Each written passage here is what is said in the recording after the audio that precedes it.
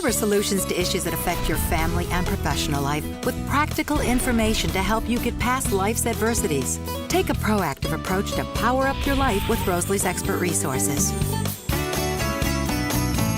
Are you sleep deprived? A new survey says sleepy Americans will do almost anything to get more shut-eye. And uninformed Americans don't know that a lack of sleep can make you gain weight. That's one reason to take action today and get to bed early. A recent Princess Cruise Sleep survey found more than half of Americans, that's 57%, get less sleep than they need. Joining us this morning is Dr. Michael Breus, the sleep doctor and best-selling author of 2 sleep books to discuss America's sleep deficit and the benefits of a good night's sleep. Good morning, Dr. Breus. Good morning, Rosalie. I can relate to this survey that reveals on average Americans don't get enough sleep 4 days a week. I'm a light sleeper with lots on my mind, so I get it. So why does a lack of sleep cause weight gain? So when you look at something like weight gain, we know that when you're sleep deprived, it actually changes your hormones as well as changes your metabolism. That was actually one of the things that went into some of our ideas working with Princess Cruise Lines to develop a whole new bedding system that's called the Princess Luxury Bed. One of the things that we know is that the equipment that you use to sleep, whether it's a bed, a pillow, sheets, what have you, all of that has an influence on your ability to sleep. And we know that if you sleep well, you're definitely going to lose weight. And that seems to be a big New Year's resolution.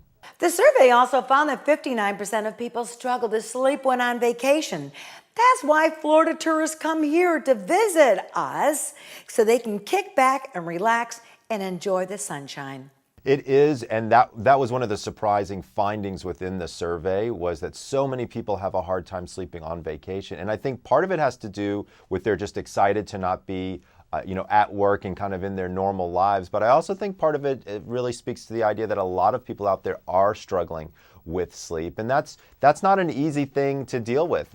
You'd think just because you go on vacation, all your stress is going to go away and you're going to be able to sleep just fine. But it doesn't always work that way. That was one of the reasons why we decided to redo the beds. Believe it or not, 44,000 beds across the entire fleet are going to be rolling out over the next 3 years. And specifically to address this issue of being able to sleep better while on vacation.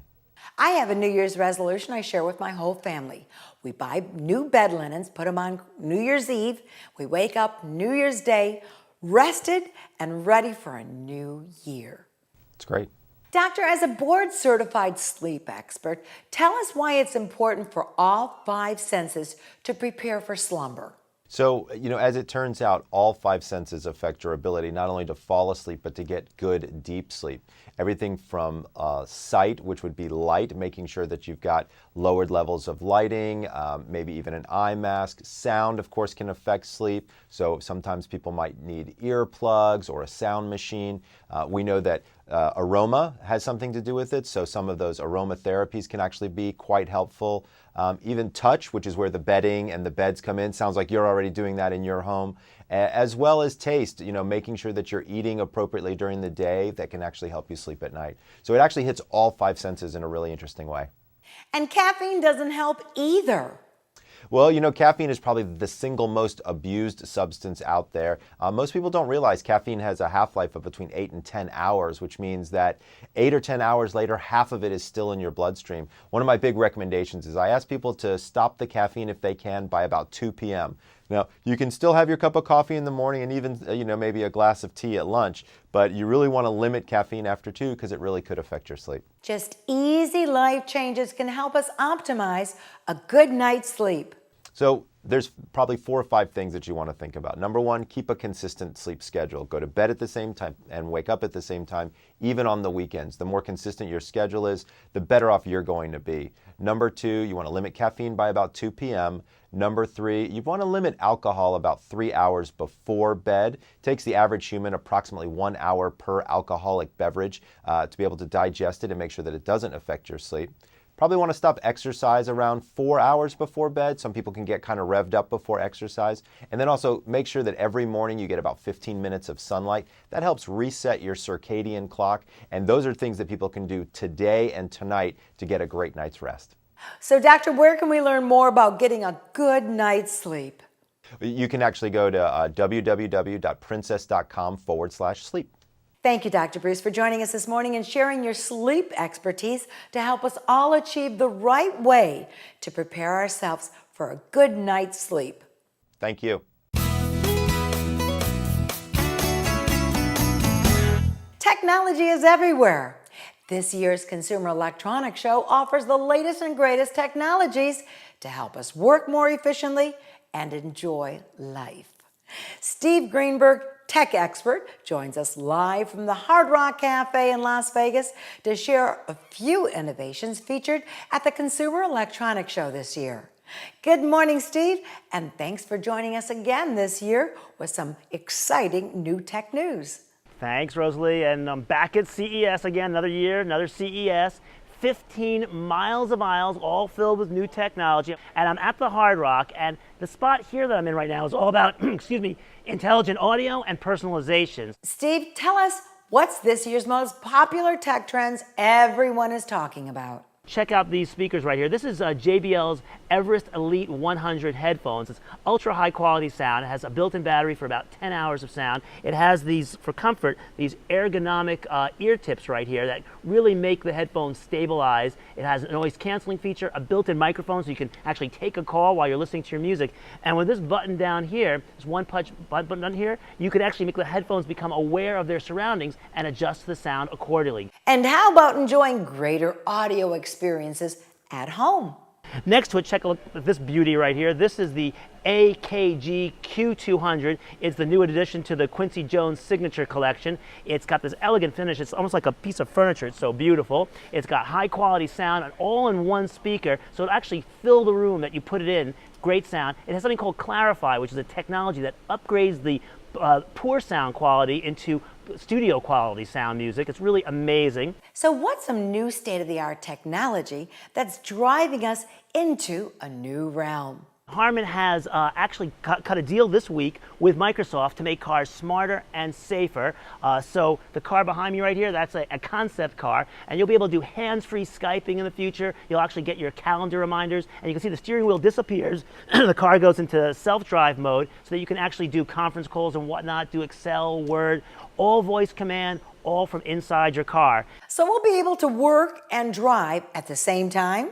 Absolutely. You're either going to be stopped if you're doing it in a regular car, or if you're doing it in a self-driving car, the car will take over the driving and you can do your work and continue on the way, and it'll do all the driving for you. So that's really in the not too distant future. All right, and while we're working and we're on the road and want to get some great sound, any ideas? Check out this. This is called the Infinity Voyager Drive. This is a prototype, but it's an in-car speaker that when you get to your destination, your home, your office, your school, you just pop out the speaker. There, you can see it popped out, and then you can take it with you. So you really take your music with you. It really incorporates it into your life. You really have your music, and you never miss a beat. So what's small enough to take with us to increase our audio experience anywhere we go, even for a walk? These are really portable speakers. You can put them right in the palm of your hand. They're Bluetooth, top quality, rugged, has a rubber finish on it. It's fully waterproof, got this great carabiner clip, and it comes in some really fun colors. All right, where can our viewers find more of all this new tech? Well, if people want more information on anything I talked about right here, you can go to news.harman.com. Also, folks can follow me on Twitter @SteveTV or my website, which is stevegreenberg.tv. Cool show. Hopefully everybody will get a little bit of information all about it. Some really great technology coming our way. Thanks, Steve, for joining us this morning from the Consumer Electronics Show and sharing new tech to keep us connected and entertained. Thank you. According to Fidelity Investments, people are saving more and investing more appropriately for their age, improving the overall state of retirement readiness for American households. The result of this positive behavior is more people will be able to pay for at least essential retirement expenses. That's jumped from 38% in 2013 to 45% today. John Sweeney, Executive Vice President of Retirement and Investment Strategies at Fidelity Investment, joins us with the results of this year's Retirement Savings Assessment Study. Good morning, John. Good morning, Rosalie. John, as a leading provider of investment management, how has past generations prepared for their golden years?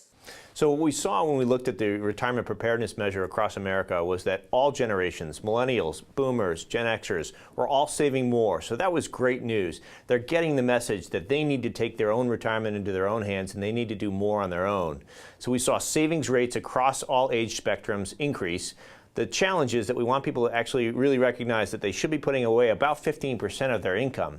That may seem like a daunting number, but we're trying to get people to really, A, reduce their expenses today, and B, put more money away and let it compound and grow over time. Share the 3 magical steps of dramatically improving retirement readiness. So the 3 biggest levers that people can pull are: 1, save more. That's most impactful for young investors today because they have a long period of time over which that money can compound and grow. The second is to work longer. So for people thinking about retirement, hoping that they can retire at 62 or even 65, they may want to think about retiring a few more years later. Extending the time over which you work will increase your retirement preparedness score. And the third thing is adjust your asset allocation. So people make the mistake of being too conservative and saying, I don't want stocks in my portfolio, or I don't want to be subject to market volatility. But what they have to remember is that stocks provide that growth engine. They're going to grow over a long period of time, and you have to think about A, the period of time that you're accumulating wealth, but B, the time that you're living in retirement. And remember that stocks are designed to outpace inflation over that time period. The study revealed 55% of Americans are at risk of being unprepared to completely cover essential living expenses. How will these individuals sustain their lives? So we see people making certainly expense reductions when they get to retirement, whether it's downsizing their home or moving to a less expensive location. Those things certainly help in reducing the monthly nut that you have to clear each month in retirement.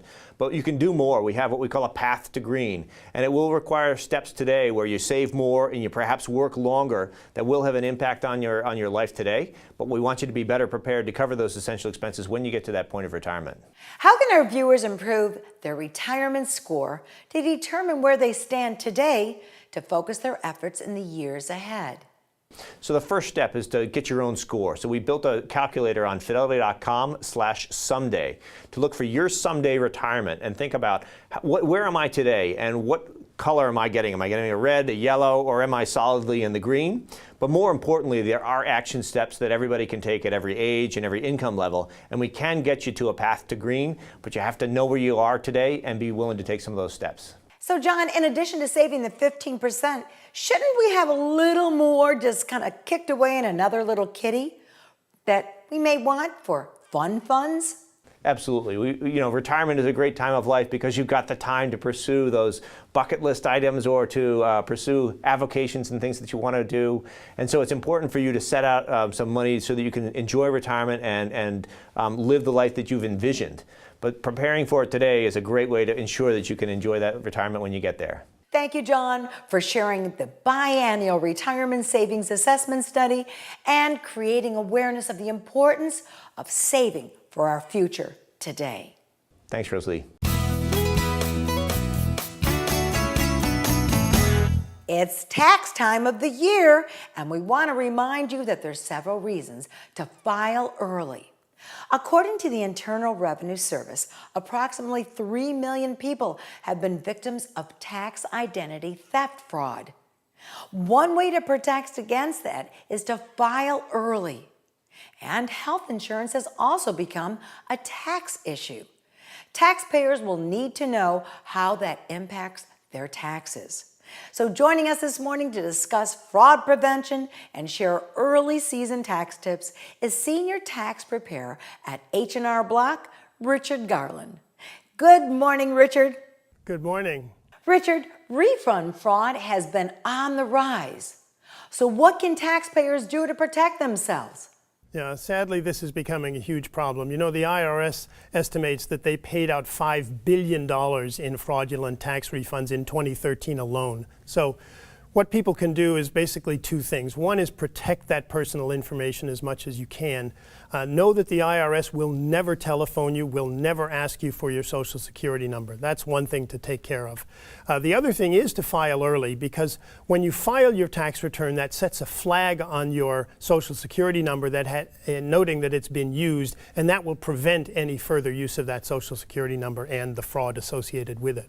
Are there any major changes this year we should know about before we file? Well, you know, one major change has to do with the Affordable Care Act, and that's that those penalties have now pretty much doubled over last year. What this means to a family of four earning about $60,000 is if they did not have coverage during the year, they're going to face a penalty of about $975.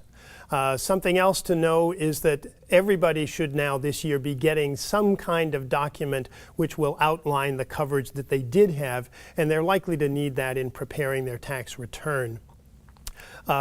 One last thing for people proactively, for people who don't have coverage, the window is still open to get coverage through the exchanges, but that's closing January 31st. And lastly, there are exceptions to those penalties, so people should be aware of that. There's about a dozen of them, and people need to look into that to avoid or reduce the penalties. So when will the IRS start processing returns? And tell us all the advantages of preparing returns early. Well, the IRS is scheduled to open their doors to accept returns that are electronically filed on January 19. Now, that's just around the corner, of course, but you can prepare it now. Our offices are open and our do-it-yourself software is available, and you can get that return prepared and ready to e-file so that once the IRS does start accepting them, the advantage is that you'll hopefully be in that first wave of returns, and that'll speed your refund along as well.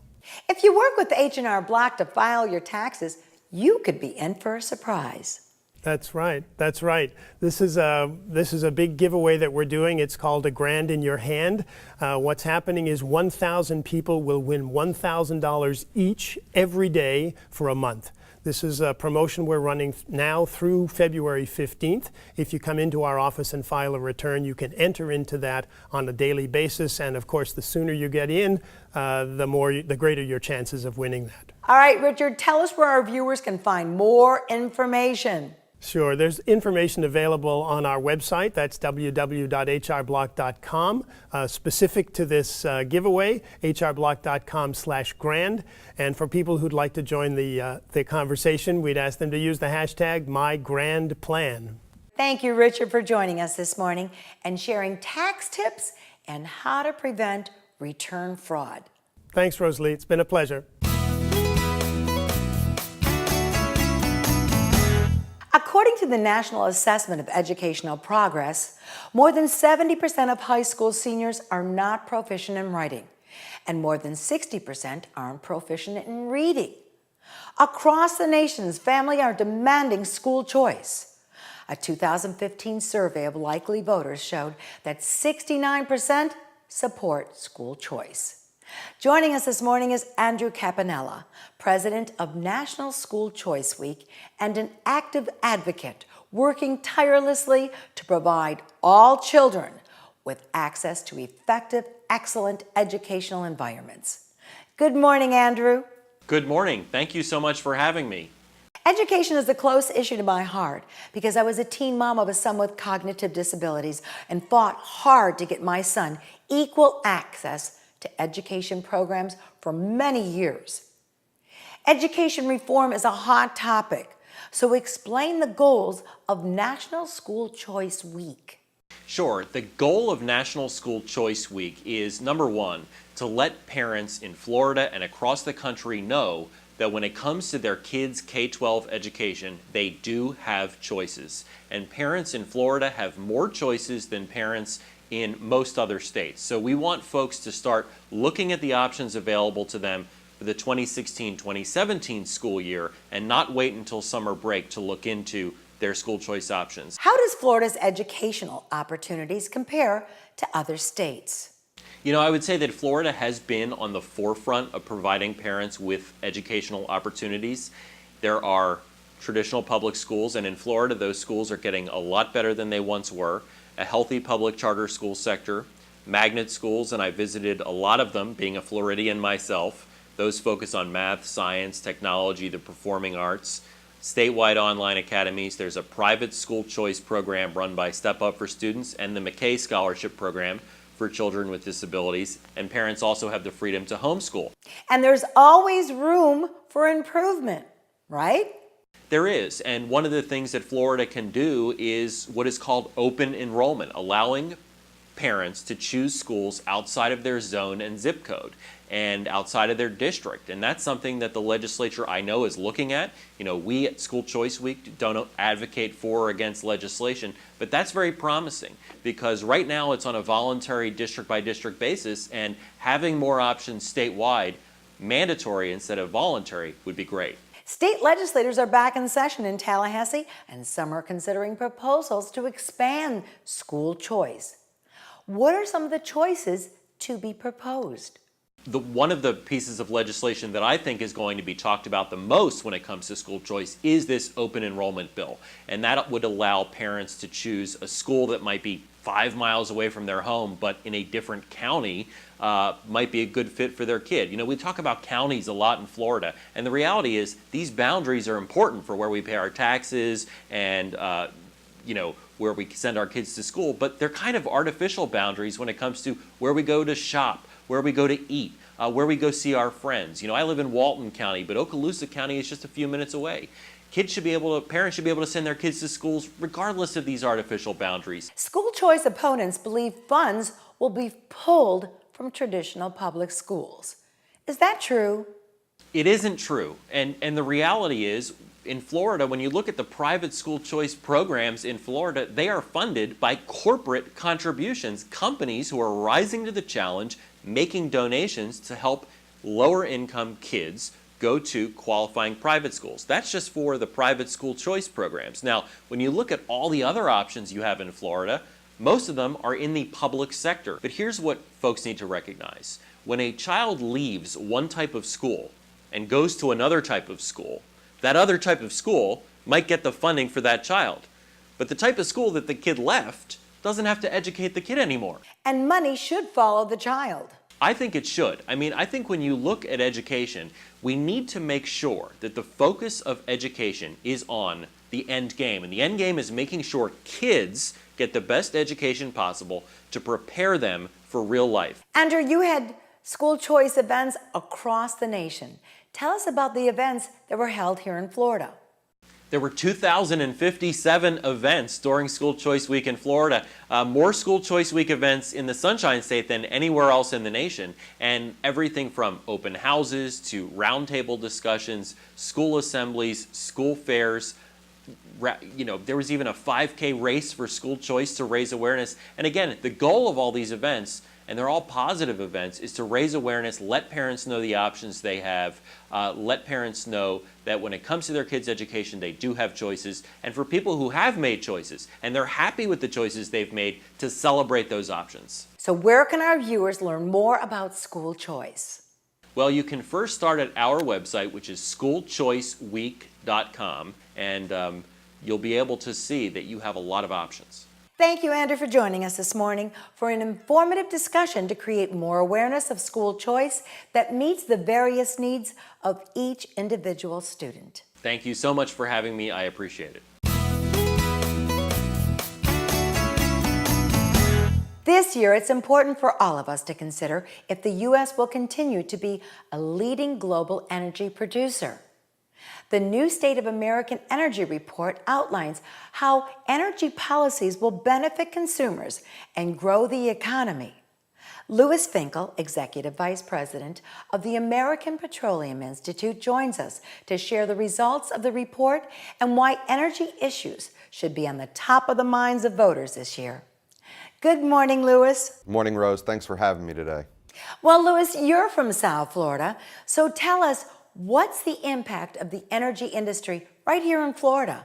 Well, Rose, what we've seen over the last 5 to 10 years is really a renaissance in American energy, where we've gone from a period of scarcity to a period of abundance, where we're producing our own energy here at home, both oil and natural gas. And what that does is bring down prices. All you have to do is get off of I-95 anywhere along the way, and you're seeing that your gas prices are close to $2, give or take a couple of cents. That's all because U.S. companies, through innovation and technology, have brought forward more resources than they ever did before. And they're doing this, Rose, all the while of bringing down carbon emissions through clean-burning natural gas that's getting used for electric generation. Share some of the findings of the new State of American Energy Report. What the report came back with, Rose, is that policy matters. And that's why this election in 2016 is so important. As we all know, the presidential campaign is in full swing. And as voters, and more importantly, consumers, look at the candidates, we need to be looking at what our energy future is going to look like and whether or not our consumers and our country are going to continue to benefit from this energy renaissance that has really built our economy, created jobs, and helped our consumers. And that translates to no longer will we have oil-rich nations subjugate the U.S. consumers. Well, that's right, Rose, and I'm glad you brought that up.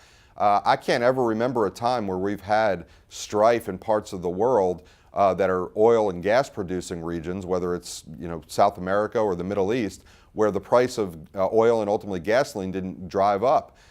And fundamentally, the U.S. has become that global swing producer, which is really creating stability in that global marketplace, where we're no longer held hostage to price spikes as a result of turmoil in other parts of the world. So clearly, the American consumer and the American voter is benefiting from all this additional natural gas and oil production we have here at home in the United States. Louis, tell our viewers about the Vote for Energy campaign. Vote for Energy is really all about making sure voters have the best information available as they look at the candidates. What we want to do is make sure that as voters go to the ballot box come November, that they're thinking about these energy issues and they're making choices based upon the best information about which candidates support our energy future or which candidates want to step us back, drive up prices, and turn away from this American energy renaissance. So why should energy issues be on the top of minds for voters this year, as well as every year? Really, at the end of the day, it comes down to consumers and our economy. We want to create good paying jobs here at home, and we have the potential to create another 1 million jobs in the oil and gas industry in the United States. We can continue to save consumers between $300 and $400 a year in energy costs if we have the right balance of policies. And this year, that policy imperative really is the driver for our energy future. So where can our viewers find the full report to learn more? The best place to go is voteforenergy.org, or your viewers can also go to api.org, which is our website. Thank you, Louis, for joining us this morning to discuss the new State of American Energy Report and inform our viewers to the importance of energy policy issues. Thank you, Rose. Always a pleasure. Life is filled with planning and preparing, from education to retirement. We all agree the best decisions are made by informed individuals. Share with us how you prepare to assess your decision making at facebook.com/Rose Lee Show or follow us on Instagram at The Rose Lee Show. Watch this episode and many others here at ION Television or 24/7 at the RoseleeArcherShow.com website. Thanks for joining us this morning, and we'll see you soon.